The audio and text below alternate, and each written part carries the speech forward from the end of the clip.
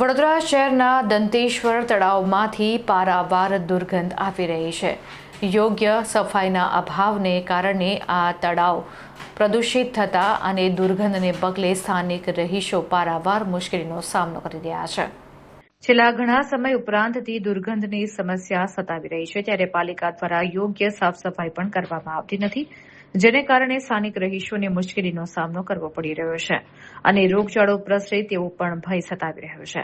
ત્યારે સ્થાનિક આગેવાન દ્વારા કોંગ્રેસના પૂર્વ કાઉન્સિલર એવા ચંદ્રકાંત શ્રીવાસ્તવનો સંપર્ક કરતા તેઓ તળાવ ઉપર આવી પહોંચ્યા હતા અને સ્થાનિકોની સમસ્યાને સાંભળી હતી અને વહેલી તકે તળાવની સાફ સફાઈ કરાવવામાં આવે તેમજ આ દુર્ગંધની સમસ્યાથી રહીશોને મુક્તિ અપાવવામાં આવશે તેવી માંગ કરી છે।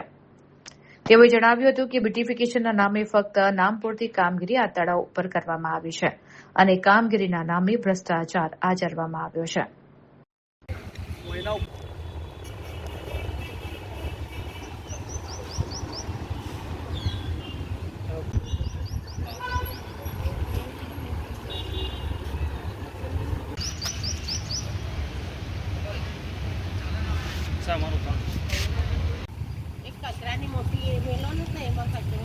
એમાંય નહીં નાખતા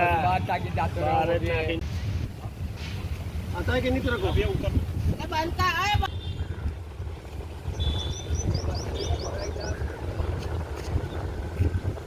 जवाब क्या मुका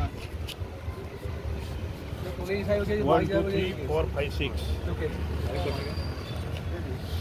પહેલી વાત તો ગરીબની વસ્તી છે ને, એટલે બાસ મારે કે કંઈ બી મારે કોઈ જોવા આવતું નથી।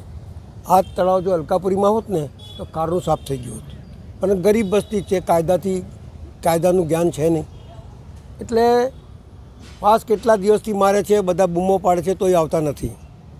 એટલે કહેવાનો ભાવાર્થ એ છે કે આજે મને ખબર પડી છે, કોઈ એવું ન સમજે કે હું છોડી દઈશ, પણ હું કેસ કરીશ આના ઉપર કે લોકોની આરોગ્ય જોડે જે ચેડા થઈ રહ્યા છે, નાના નાના બાળકો જે દુર્ગંધથી પરેશાન છે, માતાઓ બહેનો બીમાર થઈ રહ્યા છે, તો જોવાની ફુરસત નથી તમે। આનો ઇતિહાસ બહુ જૂનો છે। આ દંતેશ્વર તળાવનો આ ટેકરા ફળિયા આજનું નથી। હું જ્યારે નાનો તો 70-80-100 વર્ષ થવાયા હશે। એને બી ગરીબના બસ્તી છે એટલે એને ખાલી કરાવવાનું બી એક પ્લાનિંગ કરી દીધેલું। એ તો સારું થયું મને ખબર પડી, એને તોડી નાખ્યું ને પછી બીજું બનાવવાનું। અલા ભાઈ, જે 10 વર્ષ કરતાં વધારે રહેતો હોય એનો સ્થાપિત હક બનતું હોય, એ સ્થાપિત હક બને છે તો આપી દો ને। આ દંતેશ્વર ગામની અંદર બધી જમીનો લોકોએ પચાવી પાડી। અહીંના અમારા દરબાર લોકો છે, પડિયાર લોકો, એમની આ જગાઓ હતી બધી। પહેલાં કહે કે અહીંયા સેન્ટ્રલ જેલ બનશે, સેન્ટ્રલ જેલના બહાને અહીંયા પડિયાર લોકોની જમીન સસ્તા ભાવે લઈ લીધી। પછી કીધું ONGC બનશે, ONGCમાં જગા લઈ લીધી। તમે વિચાર કરો, એમને એક જણને નોકરી આપવાનું કીધેલું, એ બી જતું રહ્યું। ONGC ગઈ, જેલ ગયું, ત્રીજેસામાં લક્કડપીઠામાં બી એવું કીધું કે આગ લાગી છે એટલે જમીન, એટલે આ દંતેશ્વરના તમામ ખેડૂતોને પાયમાલ કરવાનું આ કોર્પોરેશન, આ સરકારનું ષડયંત્ર હતું, અને આ ગરીબોને ગરીબ ઘર વિહોણા કરવાનું એને એમનું પ્લાનિંગ હતું। પણ એટલું યાદ રાખજો, હું આજે નહીં તો કાલે છોડવાનો નથી। આ એમનો હક છે, એમને મળવું જોઈએ એવું સ્પષ્ટ મારી માગણી છે।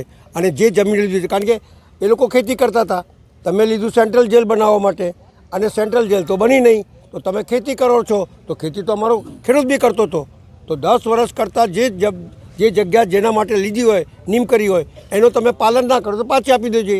આ ONGC જે લીધી જગા, એની અંદર અહીંયાથી ONGCની ઓફિસો લઈ જઈને ત્યાં લઈ ગયા અને અહીંયા એમની જમીન ઉપર વેપાર કરે છે। એટલે તમામ જમીનો જે એમને પાયમાલ કર્યા છે, ખેડૂતોને જાગૃત કરીશ। આ તળાવ એકદમ શુદ્ધ અને ક્લીન દેખાય તે પ્રમાણેની વ્યવસ્થા કરો, નહીં તો આંદોલન માટે તૈયાર રહો, એ મારું તમને ચેતવણી છે। ભાઈ, વડોદરા શહેરના અલગ તળાવ, જે ઘણા તળાવો આવેલા છે, ડેવલપમેન્ટ એનામાં હાથ ધરવામાં આવ્યું છે, આ તળાવને કેમ બાકાત રાખવામાં આવ્યું? ગરીબની વસ્તી છે ને, કાયદાથી મોટી કાયદાથી પરે હટેની વાત છે। આ બ્યુટિફિકેશનના નામે આ બધું કર્યું છે। આ રૂપિયા કમાવા માટે ધંધો કર્યો છે, આ લોકો માટે નથી કર્યું। લોકોને બતાડવાનું કે બ્યુટિફિકેશન કરી રહ્યા છે। શું બ્યુટિફિકેશન છે? દુર્ગંધ મારતી હોય, માછલીઓ મરી જતી હોય અને ડ્રેનેજ લાઈન આમાં જોડી દીધી હોય, તો કયા તમે બ્યુટિફિકેશન કરો છો? બ્યુટિફિકેશન ઇટ મીન્સ કે પાણી ચોખ્ખું દેખાવું જોઈએ, દુર્ગંધ મારવી ના જોઈએ, આ પાણીનો વપરાશ થવો જોઈએ. એના માટે બ્યુટિફિકેશન હોય, આના માટે નહીં કે ચારે બાજુ દિવાલ કરી દીધી હોય.